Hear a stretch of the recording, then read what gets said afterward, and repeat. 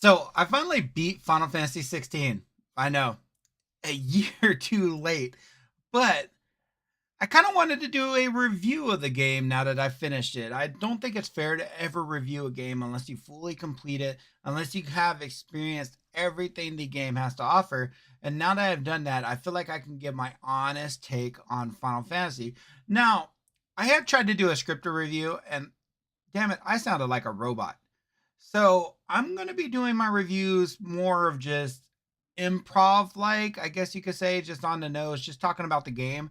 Most importantly, I'm probably going to break it down into three sections. First, talking about the stuff I loved about the game, the stuff that I felt kind of mixed about on the game, and any stuff I may have disliked about the game. And I think I'm just going to construct my games or my reviews about games and stuff like that in that format. Shout outs to Cody Leach for that idea because I love the way he does his reviews.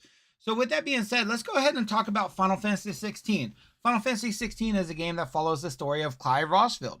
Now, this is going to be a spoiler-free review, so I do not want to spoil anything that can remotely ruin your experience with the game, but it follows his journey from being the son of a lord, being the son of this great leader, into the fall of his family, the death of his brother, and you follow along his journey where he goes from being this noble son to practically a slave.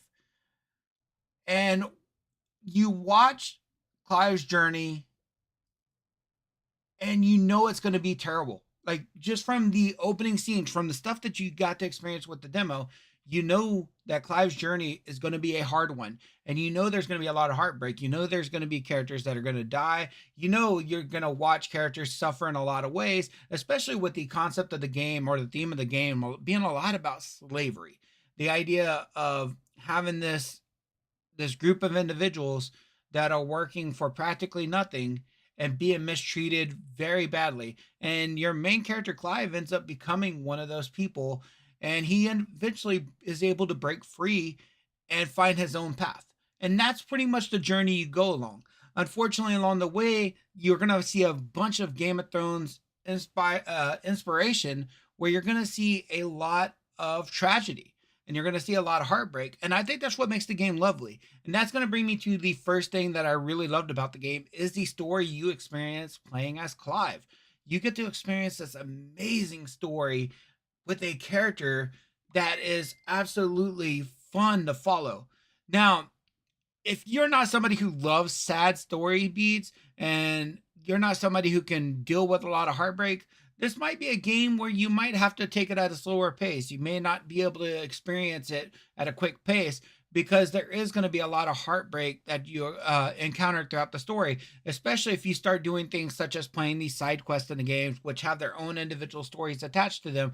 A lot of those side quests are very heartbreaking. On top of that, you're going to see characters that you love, characters that you cherish, face hardships as well. And you're going to see them all encounter something that is just going to break your heart a little bit because the one thing I love about Final Fantasy games is they have a way to make you bond with their characters. They have a way to make you bond with the characters that are presented on screen. And whether it was Jill, whether it was Joshua, whether it was Gav, whether it was Sid, or just a countless number of other individuals that you encounter throughout the game found a way to make you bond with them through the story it was telling.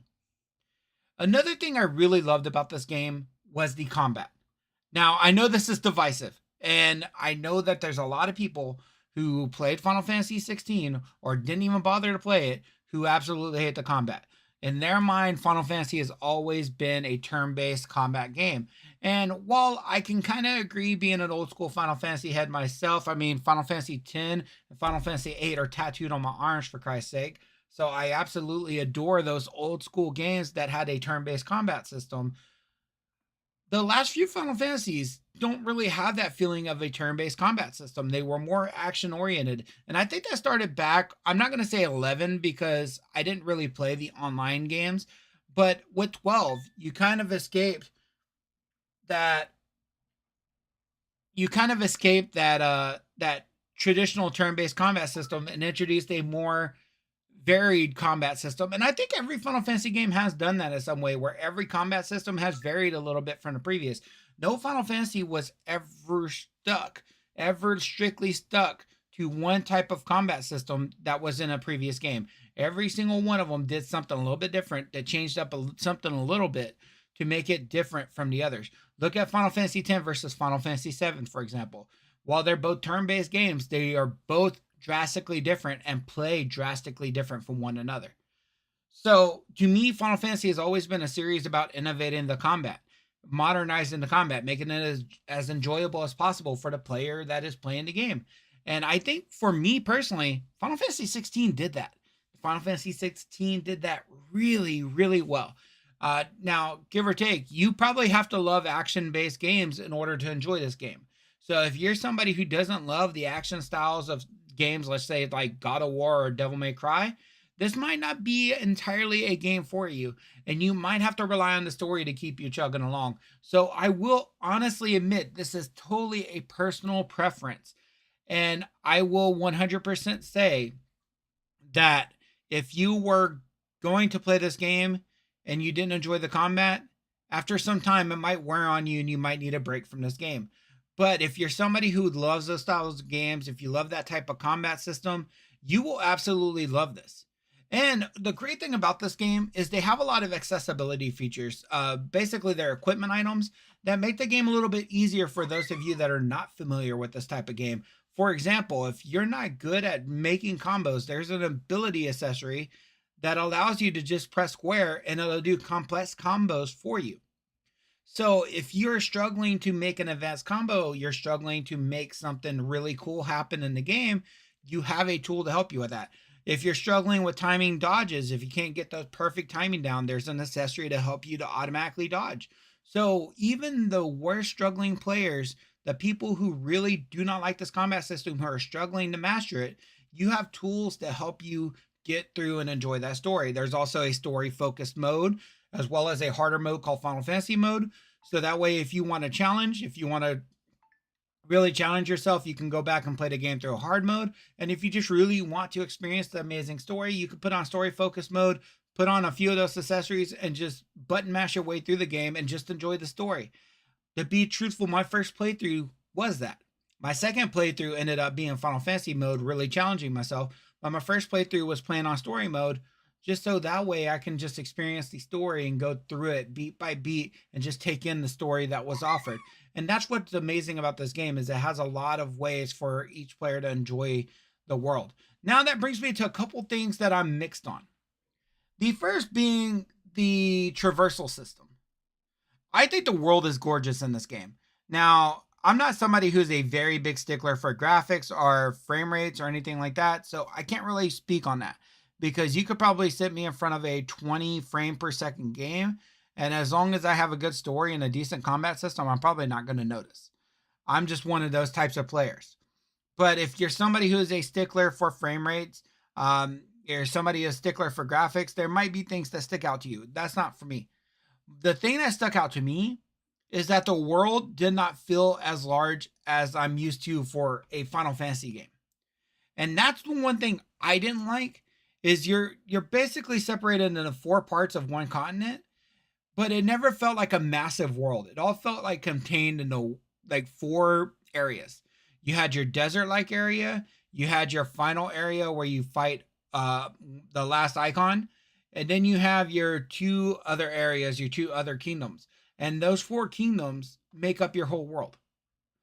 And it felt very, very contained and small compared to previous Final Fantasy games. That just might be a personal preference for me. You may love it. And I didn't necessarily hate it. It just felt drastically different from what I was expecting. I love the idea of exploring massive worlds in Final Fantasy, and I felt like there wasn't a massive world to explore in this game.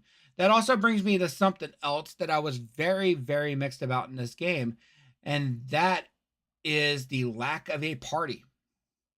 Now, I need to explain this because you do travel with a party through a lot of the game. But one of the things I loved about all the other Final Fantasies I've ever played is you, throughout most of the game, you had this party of individuals. And a lot of the individuals you can use or control. Think of Final Fantasy VII or Final Fantasy X. You have a party of 8 or 9 individuals that you grow through most of the story with. Now, some of the individuals you may encounter later on. Some of them you may encounter from the beginning of the game. but you kind of grow and get to love each and every one of these characters. Final Fantasy 16, I guess because you're only controlling Clive in this game, you kind of are missing that. You are kind of not really able to bond with all of the characters like you would want to. Now, I think the story allows you to bond with the characters great, and I think it allows you to understand the characters and their hardships, but you never get the joy with, let's say, a character like Jill to really bond with her like you may bond with Aerith in Final Fantasy VII Remake and Rebirth, right? Because Jill's not with you the whole entire journey like Aerith pretty much is. Same with Sid. Same with Gav. Same with the Uncle Byron. All of these characters help Clive at one point or another, but they never feel like part of Clive's party. It always feels like it's Clive's story and not the party story. And I've just been mixed on that because that's the one thing I've always loved about Final Fantasy is you got this party. Sometimes it's just a party of 4. Sometimes it's a party of 8 or 9 that you experience almost the whole journey with, give or take. Maybe a character dies or something like that, a la Aerith in Final Fantasy VII. So that's kind of my two mixed things. And there was only one thing that I kind of disliked about the game. And ignoring the fact that there's now DLC available for the game, I'm talking base game only. My only dislike for the game is I hated every side boss. Because all of your side bosses were pretty much the marks, and none of them felt unique or original. They all just felt like more enhanced versions of enemies you've already fought in the game. One of the things I've always loved about Final Fantasy is you always had these side bosses that you were able to go take on and just really enhance your challenge. An example is in the Final Fantasy X games, the Dark Aeons, right? Those were really, really fun to take on.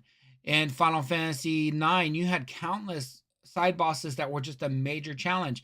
In Final Fantasy VII, you had the 2 weapons. In Final Fantasy VIII, you had, I think it was Omega Weapon being one of the crazy ones that was a real challenge to take on. And I felt Final Fantasy XVI was lacking that a bit. Now, don't get me wrong, some of these marks were difficult to fight, especially some of your final ones, some of your ranked S ones.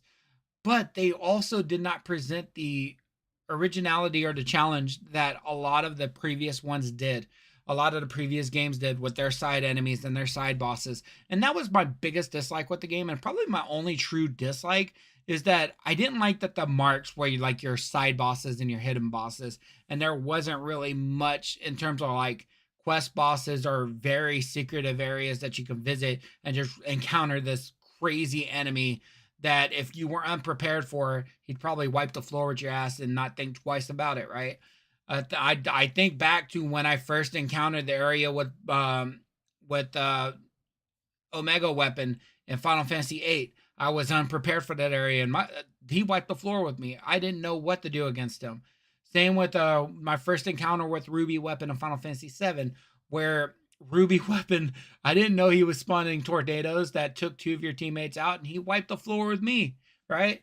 So when it came to those things, right, it's just kind of like you could have made the marks more interesting. You could have made them more unique. Like one of the final marks I took on was just a giant behemoth, and it's like I didn't need to fight another behemoth. I already fought one in a side quest, and I already fought one in the main story. I don't need to fight another behemoth for like one of the best side bosses in the game.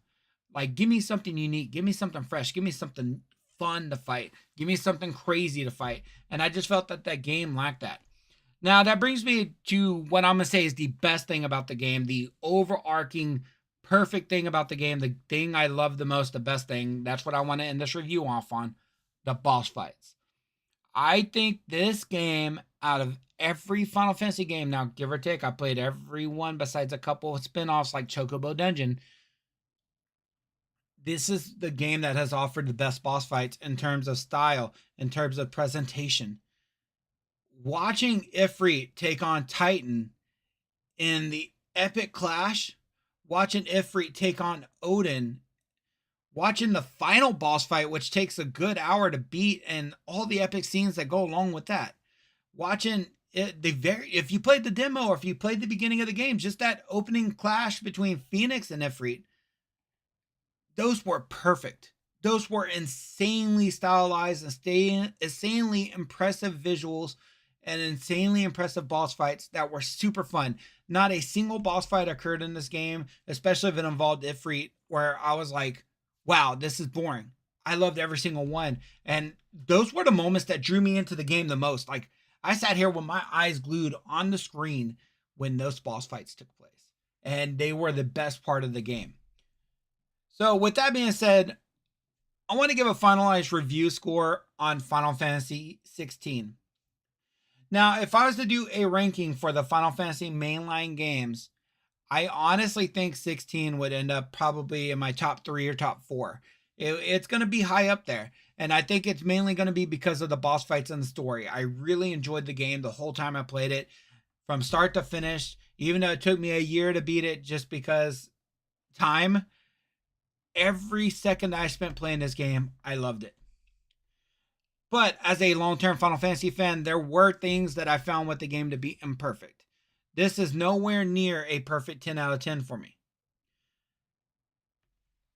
There were flaws in this game that, as a long-term Final Fantasy fan and as somebody who loves role-playing games, that I just found a little bit lackluster. The side bosses, the traversal system, the party system. Those things I felt were lacking in regards, and that's going to bump my score down a little bit. But if I was to give this a score from a 1 through 10, I would still give this game an 8.7 out of 10. And with the DLCs, if I'm being honest, the game bumps up to a 9.2. I'm going to bump it up half a score if we include DLCs, but base game, an 8.7 out of 10. Story's a perfect 10 out of 10, but it gets brought down because we're lacking a party system. We're lacking a good traversal and a good open world exploration system. And we're entirely lacking any fun, enjoyable side bosses in the game. And that is going to hurt the score a little bit. But an 8.7 out of 10 is a great score. It's an amazing score in my book. And I will still give this the rating of buy it. Now, with that being said, guys, thank you so much for hanging around and watching my review. Hopefully you guys agreed with me. Some of you may disagree with me. Let me know what your opinions about Final Fantasy XVI were down in the comment section below. And let me know if there's another game you would love me to review. I think I'll be doing a review on Final Fantasy VII Rebirth, since I beat that one a little while ago. And I might be doing a few reviews on different games that I've played recently. So if you want to catch those reviews, make sure you subscribe to the channel and click that bell icon so you don't miss a video. Make sure you also catch me on Twitch, where I live stream some of these games on Tuesdays and Wednesdays nights at 7 p.m. Central Standard Time. And as always, guys, I'll catch you on the next one. Peace.